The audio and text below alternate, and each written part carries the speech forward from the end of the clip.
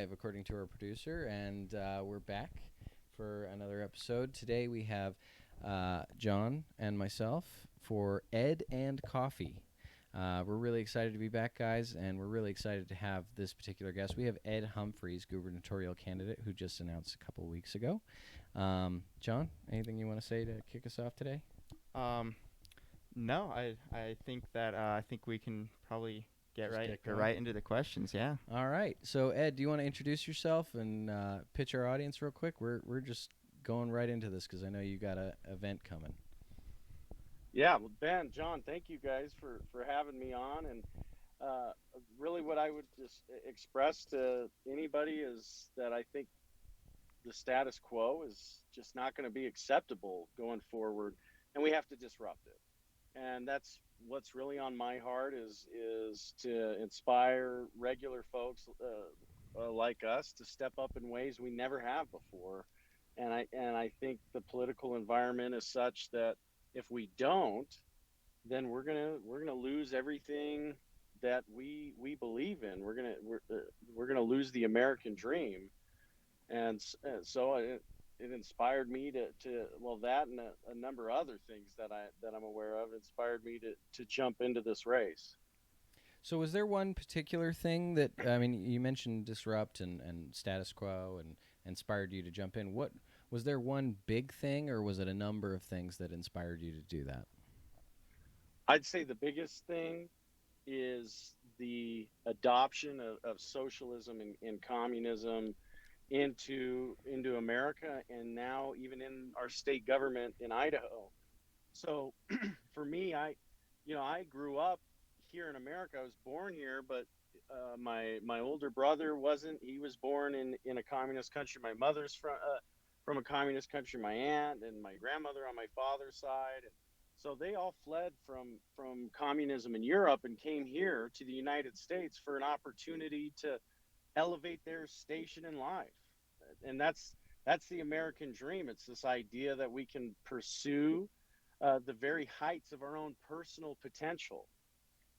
And that's why they came here. When my mother came here, she cleaned hotel rooms and worked in restaurants, and that's what I grew up seeing.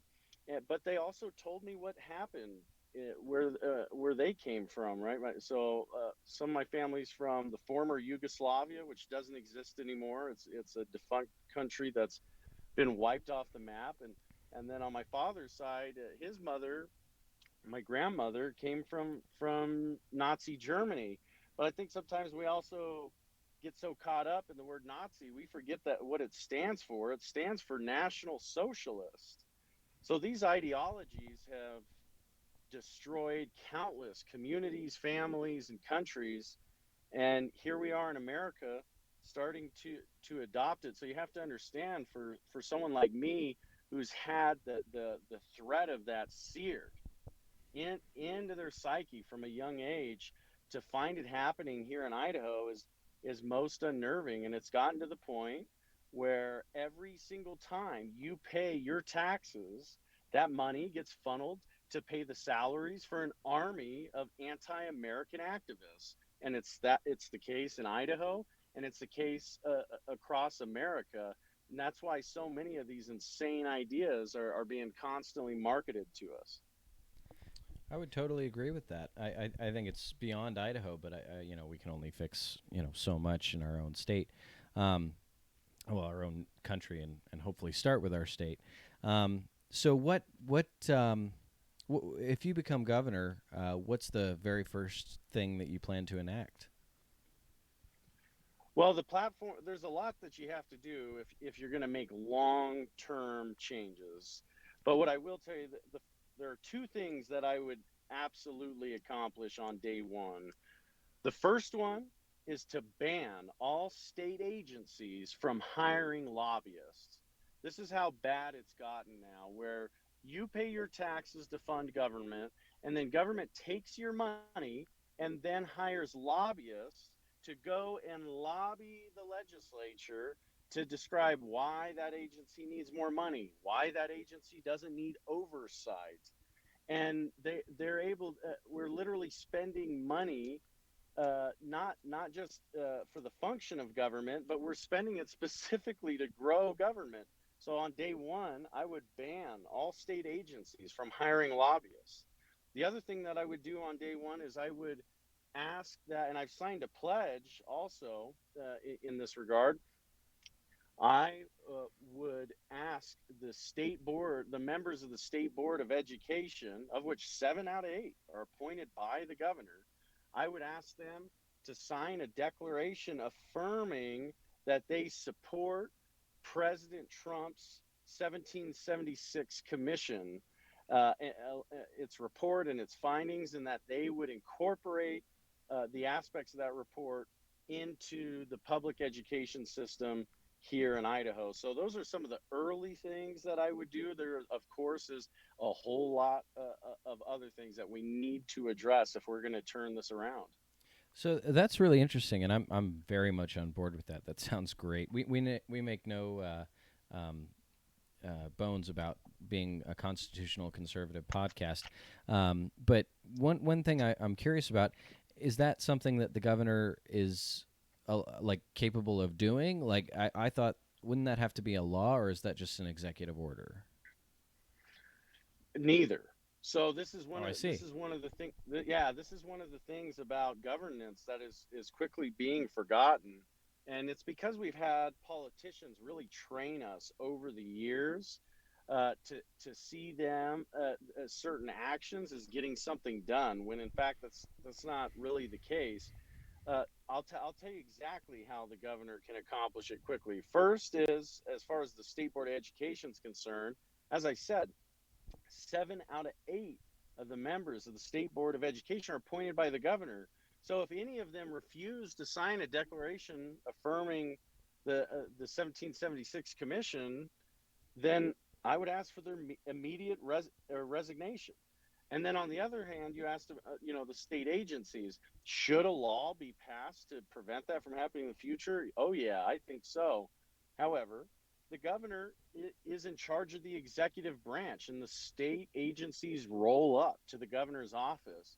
And so, would it be an executive order? It certainly could. That would probably be a quick way to get it done. But the reality is the governor appoints the heads of many of those agencies, and so this is a vision I think that we need to lead out on. We cannot pay our taxes and then that money be used to grow government so they can come back and tell us why they need more of our money.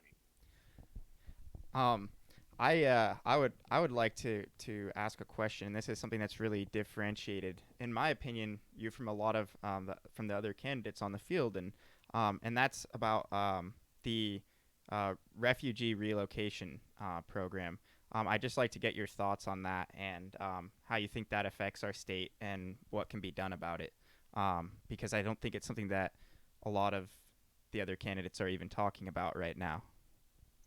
Yeah, this is a great question, and it's a tough topic, but at some point we need to start having the honest conversations, even if they're difficult.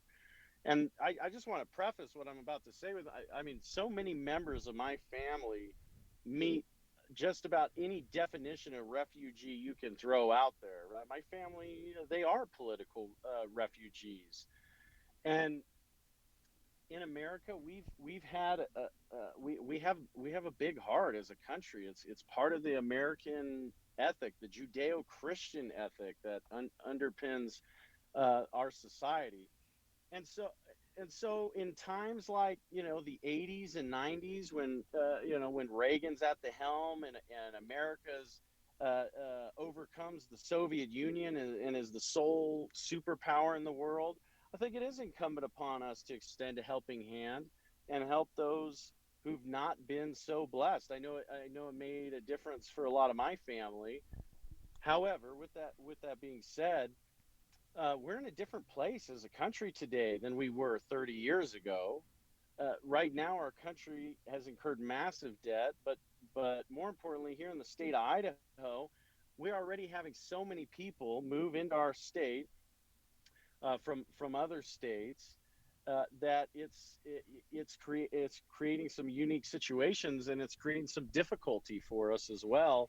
But what concerns me the most about refugee resettlement is how those agencies get our money and how they promote ideas that are counter to our shared values. Perfect example. 2 weeks ago in Boise, there was a pro-Palestine march. This is a march in support of Hamas, for crying out loud, a terrorist organization calling for the destruction of Israel. And this is happening now in Idaho. Folks, that is a clear sign that that your society, your community is in a state of flux when suddenly people start promoting ideas completely counter to your values. But here's what kills me about it. I found a refugee resettlement organization that was promoting the event, and those organizations are funded by us. We foot the bill for them to operate. And Idaho is now the third highest in the country for per capita refugee resettlement. So we don't take the most refugees in the country, but compared to our population, we're the third highest. And it's a difficult decision, but I think it's the right one right now. If I were elected governor, I would put an immediate moratorium on refugee resettlement in the state of Idaho. We need to stop right now importing all these beliefs that run counter to the idea of America, and then we need to start focusing on ensuring that we are assimilating the people who are already here.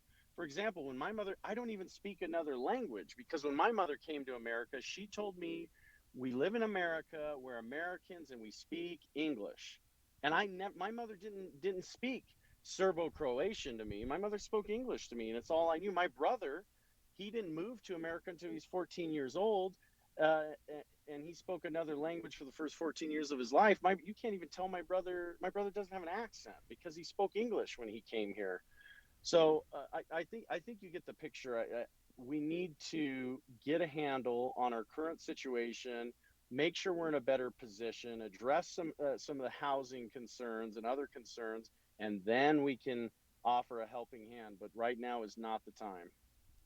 I I, totally agree. I think that's a great segue into another question that I kind of had on mind, and that was just in regards to our housing issue here. I think a lot of the locals are obviously getting outpriced out of their own homes and are getting pushed out of their own homes, and that's an issue that's really deep for a lot of um, a lot of native Idahoans, especially, but even just people who've lived here for a long time now not even being able to afford their own house. Um, what does it solving that problem look like? Well, what you would typically hear from someone in the political realm is they would mention this cute little buzzword to you called affordable housing. And let's go ahead and just pick apart the marketing terms. What that really means is subsidized housing, right? Taxpayers pay into the housing so other people can then afford the housing. And then it gets crazier from subsidizing. Some people put in rent control, things like that, and then it gets completely out of hand at that point. So we got to remember some of the most basic economic principles, and that is price is a function of supply and demand. That is that is a principle of economics. So what we have right now is limited supply and overwhelming demand, and the price is going up and up and up. Now we got to look at both sides of that function and ask, what can we have an impact on? So the first is the demand side. Folks, Idaho is the last foxhole for the American dream. People are flocking here for an idea, right? They want to be free from the oppressive policies and the terrible governance that exist in the states they lived in. So that's why they're coming to Idaho. So the only way for us to address demand is to maybe make Idaho worse, so people don't want to move here. But that's obviously silly. So we're not there's nothing you can do to affect demand. Everybody has a right as an American to come into our state. We can't prevent them from coming here. So there's actually nothing you can do on the demand side. So the next question then comes is supply. How do we address that? Well, there's a couple things that go into the supply of housing. One is materials and one is labor. Those things we can have a positive effect on. First, let me address the materials part. The price of lumber has gone through the roof, and this is one of the main building supplies needed, right? And we don't even have a lumber industry in our state anymore. It was effectively killed off W- 25 to 35 years ago. Hang on one second, Ed. Yep. It looks like we lost the stream. I think you said something to upset the Twitch gods. Nope, we're Oh, good. we're Okay. back. It was just We're a back. temporary internet. We're good. Yeah. Oh, that's good. Yeah. So they didn't kick us off. No, they didn't. We're still good. Okay, sorry, Ed. I'm being shadow banned. I think that's what's happening here. Honestly, wouldn't be surprised with Twitch. Yeah, but we tend to upset them. So, go ahead. So backing up to affecting supply and lumber. Yeah, so lumber is one thing that we can address, and the lumber industry in this state was killed off decades ago because you've had environmentalists that have effectively disallowed us from managing our own land and our own forests. So they don't let that industry go in and harvest and manage the forests. And look, folks, we don't want to take care of the state we live in. Idaho's an incredibly beautiful state. Of course, we want to maintain that, but what's we're still able to take advantage of the natural resources in the state while managing our forests in a responsible way. But we can't just give up on it altogether. This is why we have these insane wildfires. There's no management. There's no thinning out of all the forest. It gets overgrown and thick, and then you have these massive fires sweep through. We see it again and again. So we need to revive the lumber industry. We need to make sure that we're protecting those companies that operate responsibly, and then we'll have more supply of materials, which will drive the price of that down. But the other important function is labor, and we also need to quit acting like everybody's got to go to college and get a degree in basket weaving. Uh, the college isn't for everybody. How many people do we know? I think as a financial advisor, how many of my clients that were doing incredibly well and were wealthy and were plumbers? Nobody even talks about that, right? Nobody wants to talk about plumbers, but we need all the tradesmen. And I think you have to revamp the pipeline, and we need more and better technical education rather than sending everybody to places like BSU so they can figure out how to change their gender.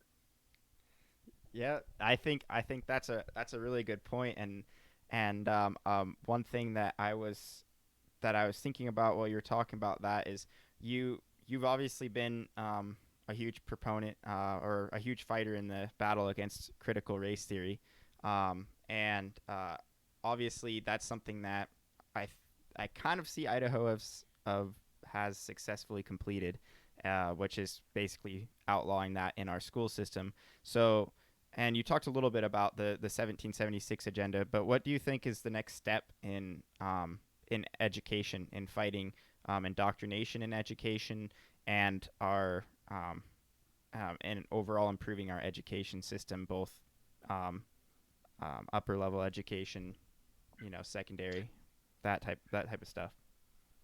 We need champions that recognize that there are no permanent victories.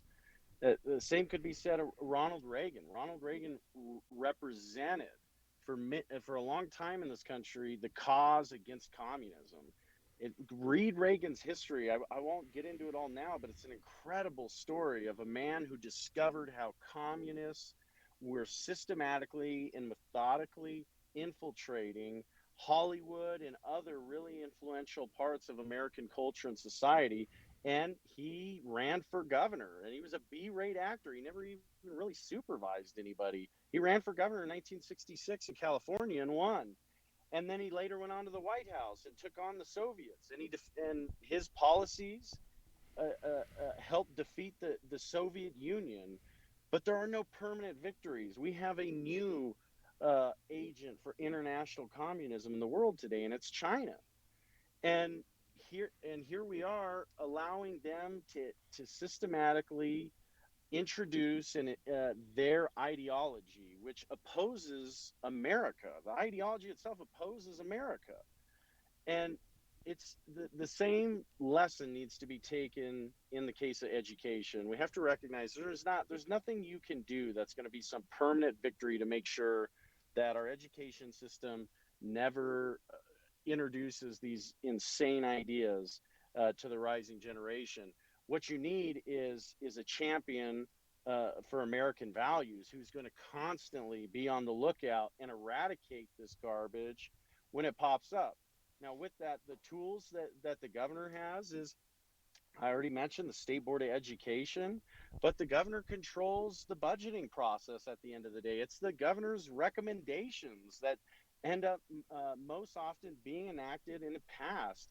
And you know what? All these people of all these agencies and universities, they understand the flow of money. Money talks. And the moment that you begin to choke off certain parts of their budget because of their actions, they will change course. And heck, I would just, it's not that we won't use it towards education. Heck, take that part of their budget and say, oh, okay, well, you did it again. So we're shifting another $30 million of your budget over to technical education. And we're going to make sure we're providing we're going to get more people into the trade so we can address housing prices, and so they can go and make good money immediately without any college debt. Sounds fantastic. I hope you do all of that. Switching gears just a little bit, because I don't think we're going to find any points we disagree with on that. And that's also another point of this podcast, is to find points where we disagree. Okay, let's duke it out. Yeah, I mean, I'm going to be honest. I'm going to struggle here because I don't think there are many. And if you're watching, guys, please comment, share, subscribe, like, and if you have a question for Ed, we will try and read it on air. We don't always get to all the comments, but if you'd like to comment, please do. But I know you have some competition for this particular position. And I think your strongest competition is definitely Eamon Bundy. No, I'm kidding. But I'd say your strongest competition either comes from the current governor, Brad Little, or Janice McGeehan. What would you say? And it doesn't have to be limited to one topic, but what would you say is the most differentiating factor between you and Janice and you and Brad? I'd say, heck, I could say against any. I'm not a career politician. I've not been in this game for the last 20 years. I've never held elective office. So if you keep voting for the names you know, you're going to get the status quo. People who've been a part of the system for 20 years, they helped build the status quo. The part of their blood, sweat, and tears, if you will, is in its very makeup. So if you're sick and tired of politics as usual, then quit voting for people who helped build it. It's time to get some fresh blood into it. And this is also the whole way the American experiment came about, right? The way it came about is you had young patriots with a vision. And I represent that very same movement. Uh, you look at the founding fathers. I talk about this all the time. 19 of the signers of the Declaration of Independence were in their 20s and 30s, and Thomas Jefferson was 33 years old when he authored that document. Nobody stopped to tell Thomas Jefferson, well, you really ought to wear a crown first before you want to get rid of the king, right? No, that was the whole idea. We were done with the idea of having royalty and an aristocracy, and they wanted to take that power and empower us. They wanted to give that power to the people and give us individual rights that the government couldn't take away from us. I want to do the same thing. I want to do something revolutionary. So that the difference is you almost couldn't even compare us just because we're running we're all running for the same seat doesn't mean that we're going to do the same thing. What I my platform, my vision, and my ability to execute separates me from them in countless ways. Okay. I've got four fire questions for you that are from an independent viewer. Are you ready? What's the definition of an independent viewer? I'm very curious now. Uh, somebody who's watching but isn't for some reason commenting on the stream. They're just texting me directly. Oh, okay, um, gotcha. so, thoughts on the recent executive order, and the executive order I'm speaking of is the mask mandate rescinded by the Lieutenant Governor Janice McGeehan. Apparent. Well, I'm not gonna read the second sentence. I'm just gonna ask you what were your thoughts on that, and you know, did you feel that that was the right thing? This is the first of four questions. Okay, and this is a great question because first we got to understand that the mask mandates and all that stuff is craziness. We're one of the few states in this country that declared church non-essential and banned attending church, but declared liquor stores as essential. We're one of the very few in the country. Guess what also separates Idaho from a lot of other states? Uh, we had people in this state that were arrested for singing hymns in public as a church, as a group. We're arrested for this. I mean, this is outrageous. It's outrageous, and it's unconstitutional. We have the rights to pursue our religious inclination, right? Sure. Religious liberty, and we have the rights to peaceably assemble. But those rights were infringed upon, and there wasn't many people in government talking about how those orders were unconstitutional.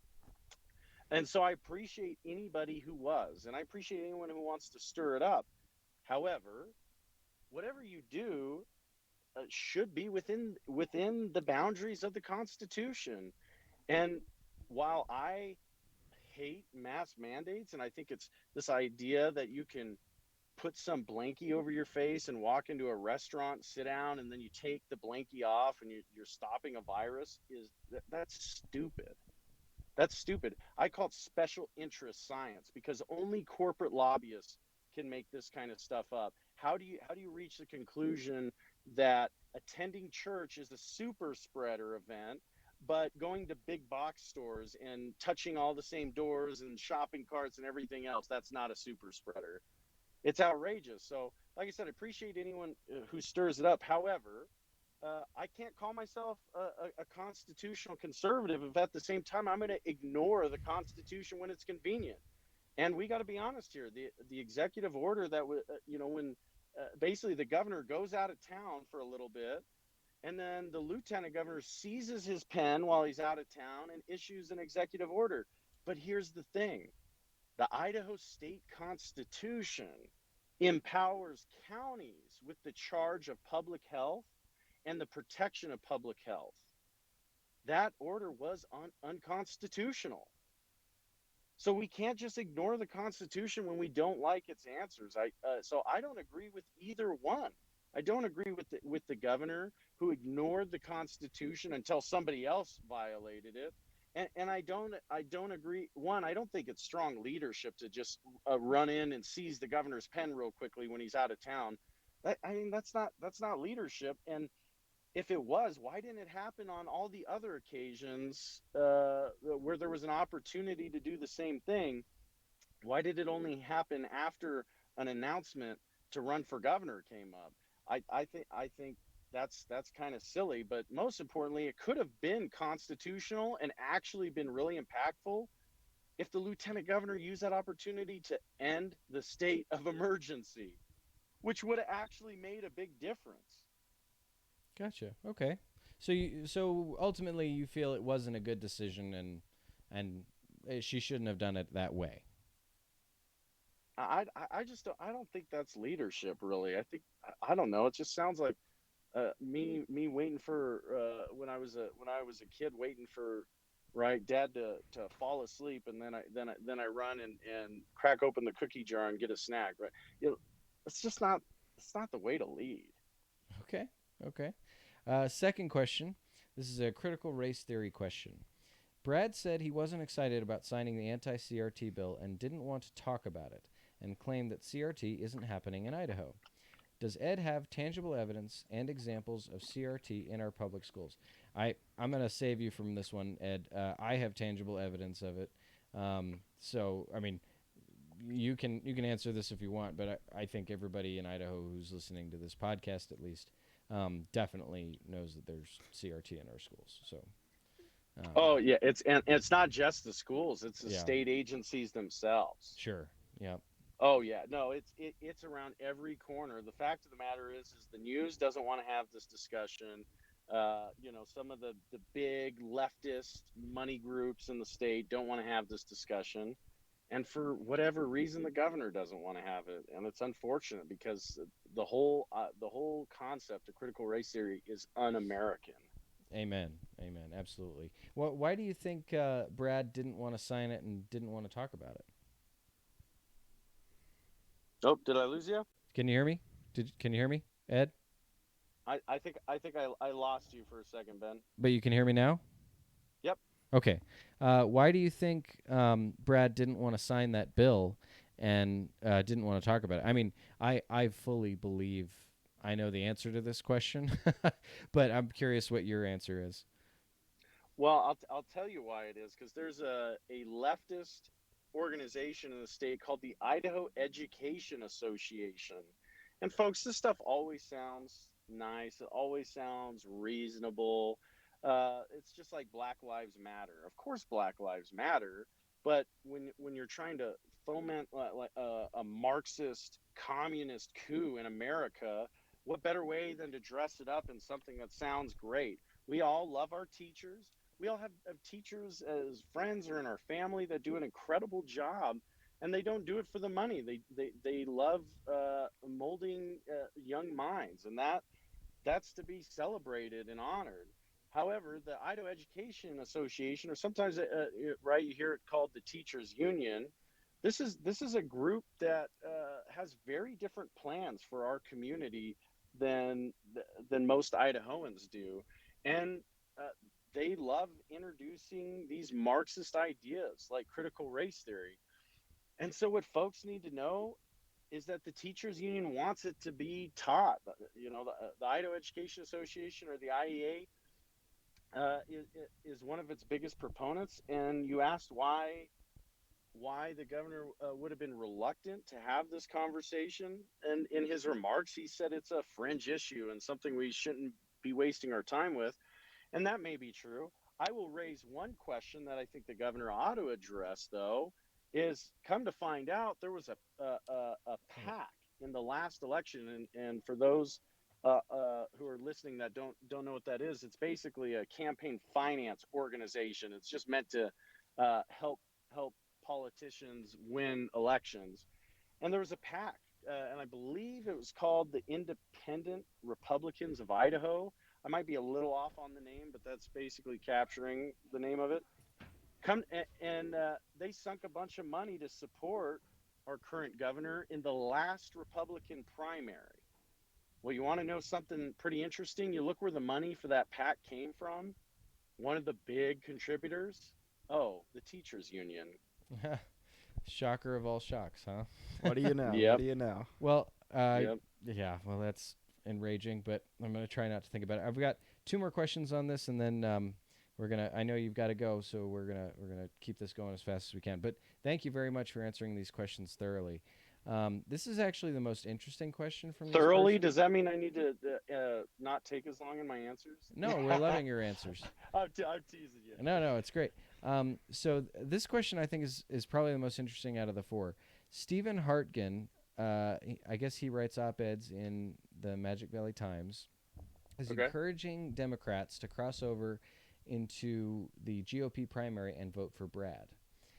This person wrote an expletive. and is curious what your thoughts are. I my personal thoughts on this are that's enraging and very telling, actually. Um, but what do you think about that? Well, there's no, and I don't know about this. I know there was an article going around that it was actually an April Fool's joke. I don't know if this was that, but the reality is that crossover does happen. I'm Sure. grateful that we have a closed primary here in Idaho. It's pretty simple to me. Republicans should choose who the Republican nominee is, right? Pretty simple to me. Sure.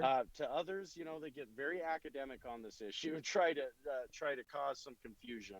But a closed primary means only Republicans can vote for who they want to be the Republican nominee. But even with that, there are some people who re-register and they register as a Republican so that they can vote in our primary. And the thought behind it is moderate our nominee, meaning don't not allow us to really select a nominee that matches our values, but instead sway the vote so that we get a nominee that is more along the lines of leftist values. Sure.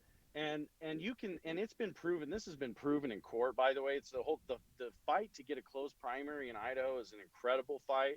I recommend you guys consider interviewing the county commissioner of Ada County, Rod Beck. He's actually the chairman of the board of commissioners. He really played a big role in leading that fight to get the closed primary, and they proved in court that crossover happens in the open primary, and I have no doubt that it still happens in even in the closed primary. It's quite easy to just re-register your party. Now the question comes down to how many people do that. I think it's probably on the scope. If I had to guess, I think it's probably on the scope of a few thousand, maybe several thousand across the state. I would be very surprised if it was in the tens of thousands. But that might be a study we have to consider. But that's enough to sway an election in a small state like Idaho. There's no doubt. Oh, are we off? Are we We're still we're, online? we're good. Okay. Anyway, sorry. Yeah, I totally agree. I've actually met somebody that did that, and I didn't have any respect for her before she did that, but whatever.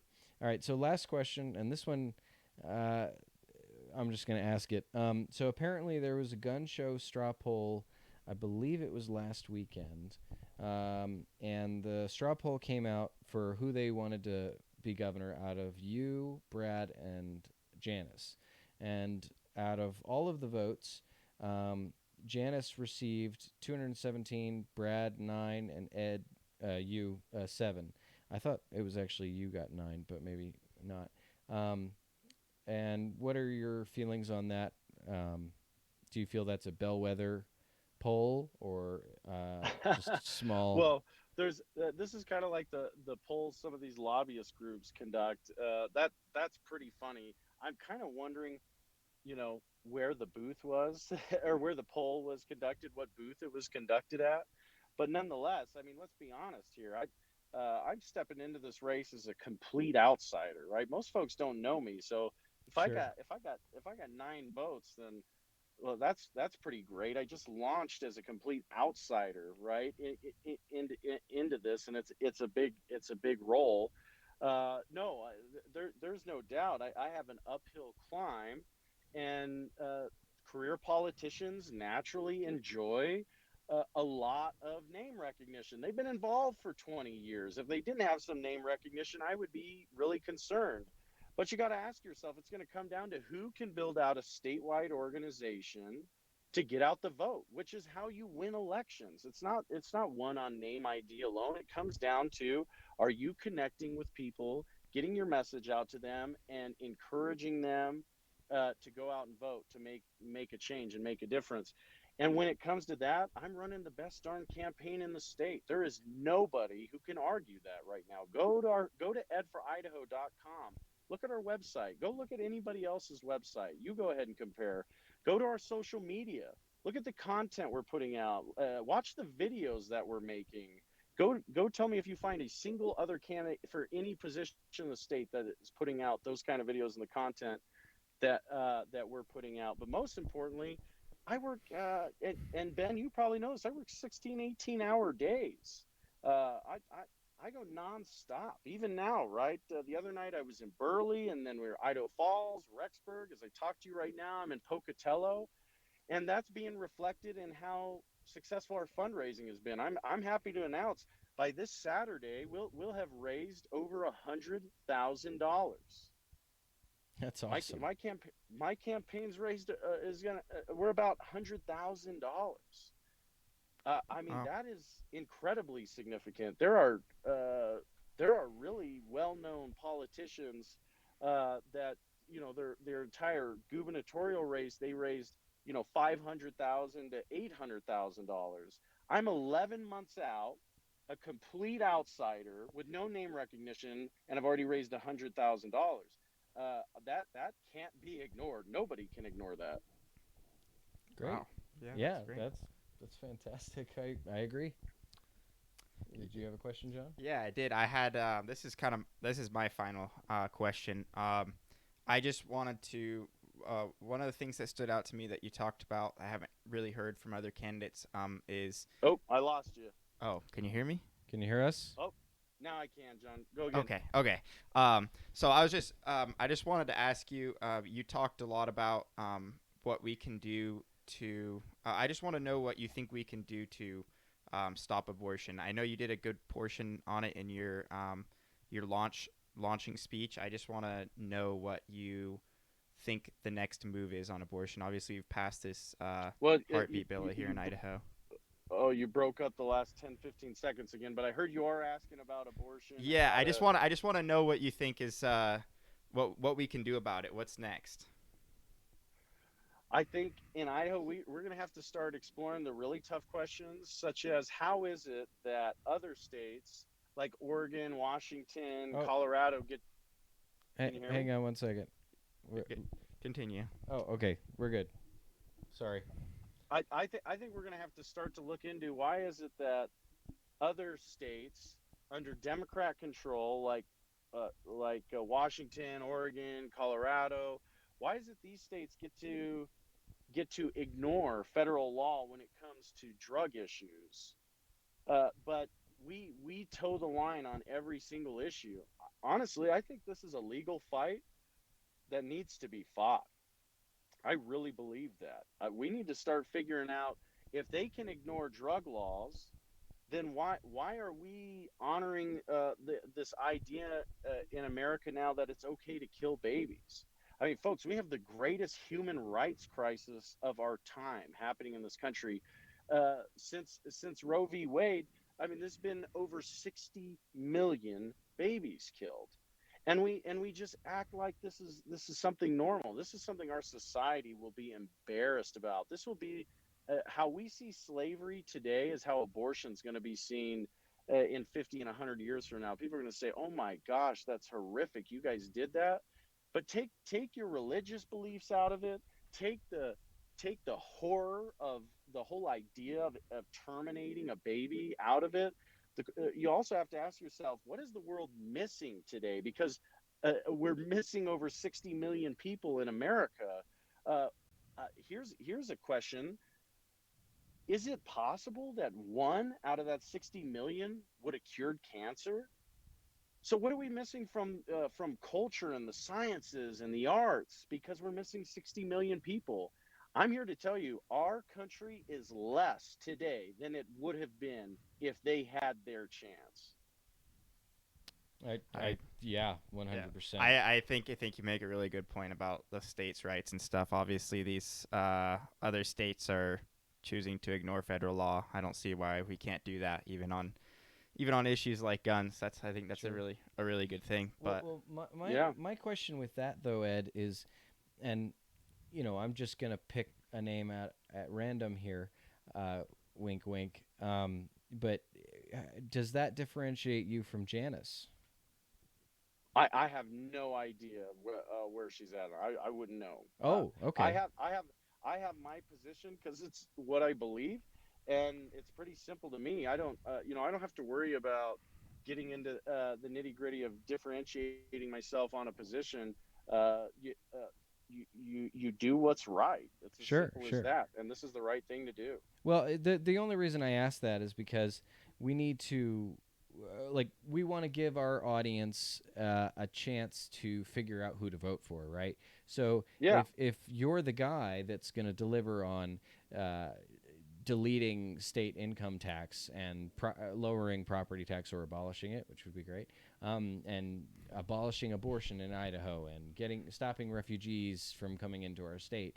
If you're that guy, and Janice isn't, then we want people to vote for you. If you're that guy but you can't accomplish it, and Janice can but isn't willing to, we want to vote for you anyway. So, like, I guess the question I'm trying to get at is, how do you differ in terms of, like why should people be voting for you over Janice, right? And we're gonna ask Janice the same thing when she comes on.